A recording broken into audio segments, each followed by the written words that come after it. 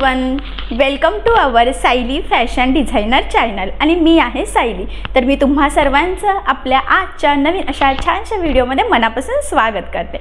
तर बघा मग आज मी तुम्हाला खूप सुंदर अशी लेटेस्ट ट्रेंडिंग ब्लाउजची डिझाईन सांगणार आहे। तर ही जी काही डिझाईन आहे त्याची कटिंग आणि स्टिचिंग दोन्ही पण मी तुम्हाला अतिशय सावकाश स्टेप बाय स्टेप आणि खूप काही महत्त्वाच्या टिप्स आणि ट्रिक्स सहित सांगणार आहे, जेणेकरून हा व्हिडिओ बघून अशी छानशी लेटेस्ट ट्रेंडिंग ब्लाउज डिझाईन तुम्हाला सुद्धा सहज बनवता यावी।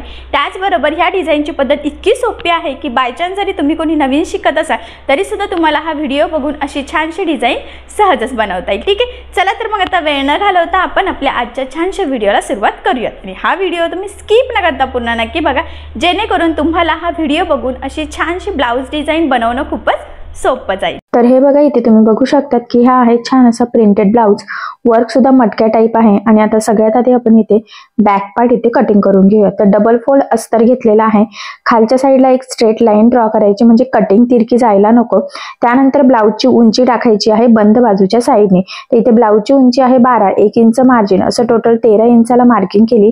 त्यानंतर शोल्डर आणि मुंडा दोन्ही पण आपल्याला 6.5 इंच घ्यायचा आहे, कारण हा बोटनेक ब्लाउज आहे। त्याचबरोबर जेवढी काही तुमची छाती असेल तर त्याची सुद्धा आपल्याला इथे चौथा भाग घ्यायचा आहे। तर बघा मग इथून आपण छातीचा चौथा भाग अधिक 1.5 इंच मार्जिन असं टोटल 9.5 ला मार्किंग केलं। तुम्ही इथे 2 इंच मार्जिन घ्यायचं असेल तरी सुद्धा घेऊ शकतात। आणि बघा ह्या पद्धतीने मार्क करून घेतलं। त्यानंतर इथे मुंड्याचा शेप दिलेला आहे 1 इंचाच्या डिस्टन्सवर। आता जी मार्किंग केलेली आहे एक्झॅक्टली त्यावरच इथे आपल्याला कटिंग करून घ्यायचं आहे। तर बघा मुंड्याच्या साईडने सुद्धा प्रॉपर असं कट करायचं आहे।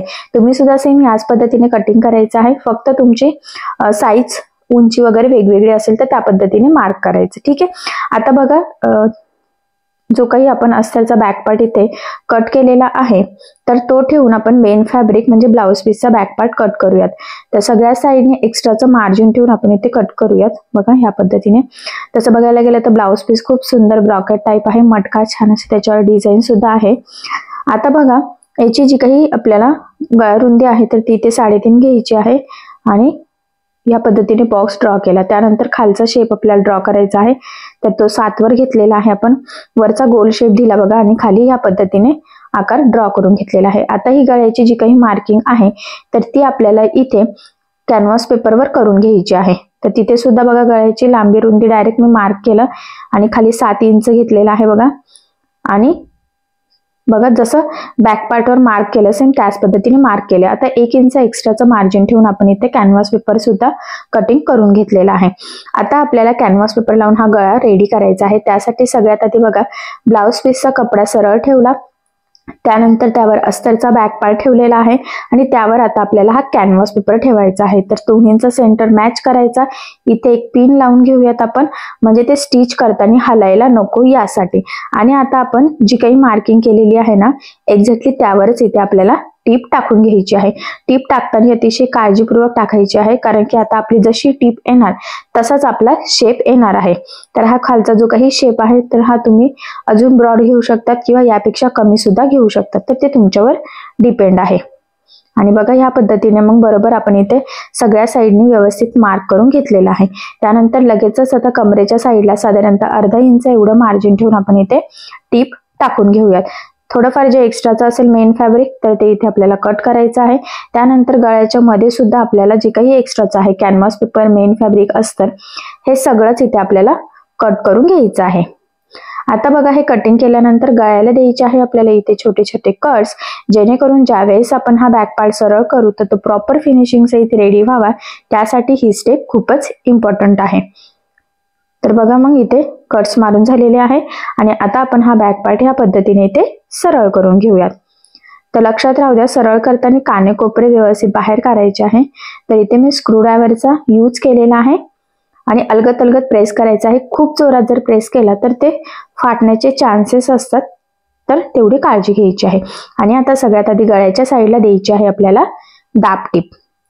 तर बघा मग दाबटीप देताना काळजी घ्यायची आहे की आपला जो काही अस्तरचा कपडा आहे तर तो वरती दिसणार नाही, जेणेकरून आपली फिनिशिंग बिघडायला नको। फिनिशिंग साठीची ही खूप महत्त्वाची टीप आहे, तर ही तुम्ही आठवणीने फॉलो करायची। आणि बघा किती सुंदर प्रॉपर फिनिशिंग आलेली आहे। त्यानंतर लगेचच आपण इथे कमरेच्या साईडला सुद्धा दापटीप देऊन घेऊयात आणि इथे सुद्धा अस्तरचा कपडा वरती दिसणार नाही याची आपल्याला काळजी घ्यायची आहे.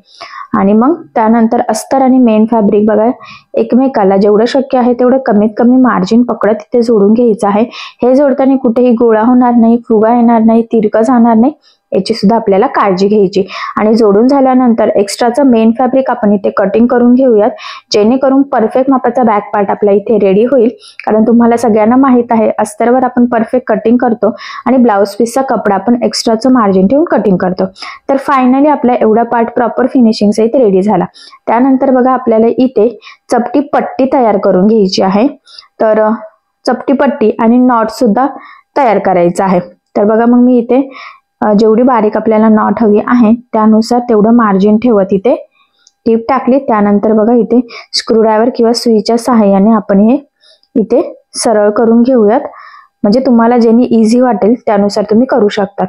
आणि मग छोटे छोटे तुकडे करायचे आहे, 1-1 इंचाचे केले तरी सुद्धा चालणार आहे. आता आपल्याला हे डिझाईन बनवण्यासाठी लागतंय, सो एकसारखेच करायचे आहे. बघा तर चपटी पट्टी घेतली तरी सुद्धा चालेल किंवा नॉट असं उलट करून घेतलं तरी सुद्धा चालेल, तुम्हाला जे सोपं वाटेल त्यानुसार तुम्ही करायचं आहे. त्यानंतर बघा इथे हे त्रिकोण तयार केलेले आहे. तर ह्या म्हणजे असे थोडे षटकोनी टाईपच. तर खालच्या साईडला तिथे लेस लावून घ्यायची आहे आपल्याला आणि लेसला नेहमी डबल टिप द्यायची असते, त्यामुळे मी इथे डबल टिप देऊन घेतली. सेम त्याच पद्धतीने आता बघा इथे सुद्धा आपण ही लेस लावून घेऊयात. तर आता हे फायनली आपलं एवढे रेडी झालेलं आहे. आणि आता आपण हे बॅक पार्टला लावायला सुरुवात करूया. तर बघा इथून आपल्याला ते नॉट लावायला सुरुवात करायची आहे. तर बरोबर व्यवस्थित थोड्या थोड्या डिस्टन्सवर ते आपल्याला लावून घ्यायचे आहे. सगळ्यात महत्त्वाचं म्हणजे त्यामधला जो काही डिस्टन्स आहे तर तो एकसारखा येईल याची सुद्धा आपल्याला काळजी घ्यायची आहे, नाहीतर पूर्ण डिझाईनची फिनिशिंग बिघडू शकते.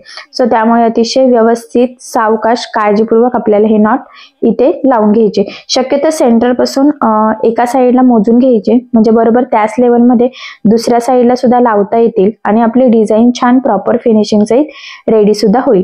तर फक्त जो काही मधला शेप होता तिथेच आपण लावून घेतलेले आहे, वरच्या गोल शेपला लावणार नाहीये. ठीक आहे. तर बघा हे आता इथे लावून झालेलं आहे. त्यानंतर आता ह्या गळ्याला आपण एक लेस लावून घेऊयात. तर तुम्ही तुमच्या आवडीनुसार कुठलीही लेस इथे लावू शकतात. तर मी इथे साडीला मॅच होणारी कॉन्ट्रास्ट रेड आणि गोल्डन कलरच्या कॉम्बिनेशनची लेस घेतलेली आहे. मागे एक कमेंट आली होती, कॉन्ट्रास्ट म्हणजे काय? कॉन्ट्रास्ट म्हणजे अपोजिट, जी ब्लाउजचा कलर वेगळा आहे, साडीचा वेगळा आहे आणि ब्लाउजला लावायची लेस जी साडीला मॅच होते त्याला कॉन्ट्रास्ट लेस आपण असं म्हणत असतो. तर बघा मग व्यवस्थित कानाकोपऱ्यावरती फोल्ड करायची आहे. कारण बऱ्याचदा काय होतं की लेस आपल्याला म्हणजे लावणं अवघड जातं, व्यवस्थित जमत नाही. असा आपला गळ्याचा शेप छान येतो पण लेस लावल्यानंतर तो बिघडतो. सो तसं होऊ नये त्यासाठी अतिशय व्यवस्थित काळजीपूर्वक आपल्याला लेस लावून घ्यायची आहे. लेसला नेहमी डबल टिप सुद्धा द्यायची असते, म्हणजे ती लेस व्यवस्थित पॅक होते, वरती तरंगत नाही आणि सगळ्यात महत्त्वाचं म्हणजे फिनिशिंग खूप सुंदर येते. तर बघा संपूर्ण गळ्याला आपण ही लेस इथे लावून घेतलेली आहे. त्यानंतर बॅक साईडला आता टक्स टाकून घेऊयात. तर सेंटर पासून 4.5 आणि उभं 3 किंवा 3.5 ची मार्किंग करायची. या पद्धतीने फोल्ड करून तिरका टक्स टाकायचा आहे.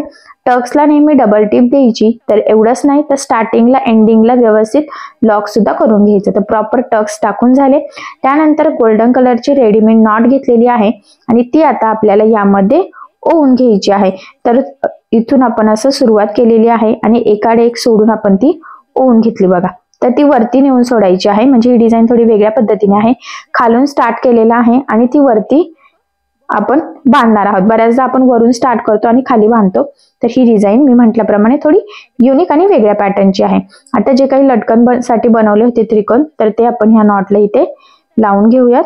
बघा तर डबल लेअर मध्ये आपण इथे लावून घेतलेले आहे.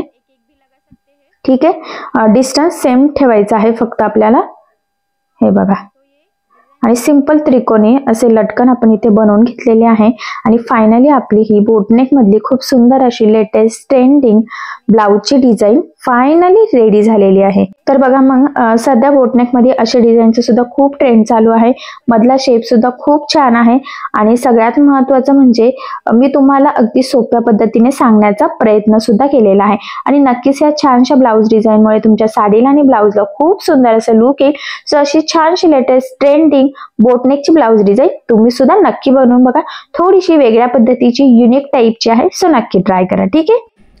तर तुम्हाला आपला आजचा व्हिडिओ कसा वाटला हे मला कमेंट करून नक्कीच कळवा। मी तुम्हाला आज संपूर्ण कटिंग स्टिचिंग दोन्ही पण अतिशय सावकाश स्टेप बाय स्टेप आणि खूप काही महत्त्वाच्या टिप्स अँड ट्रिक्स एक सांगितलेला आहे, जेणेकरून हा व्हिडिओ बघून तुम्हाला हे असं सहज स्टिच करता येईल। ठीक आहे, आणि जर तुम्हाला काही प्रॉब्लेम येत असेल तर मला कमेंट करून नक्कीच कळवा। तर तुम्हाला आपला आजचा व्हिडिओ आवडला असेल तर व्हिडिओला लाईक करायला विसरू नका, आणि जर तुम्ही आपल्या चॅनलवर नवीन असाल आणि अजून सबस्क्राइब केलेलं नसेल तर सबस्क्राइब नक्की करा, आणि ज्यावेळेस तुम्ही सबस्क्राइब कराल त्यावेळेस त्यासमोरील बेल आयकॉन ही नक्की प्रेस करा।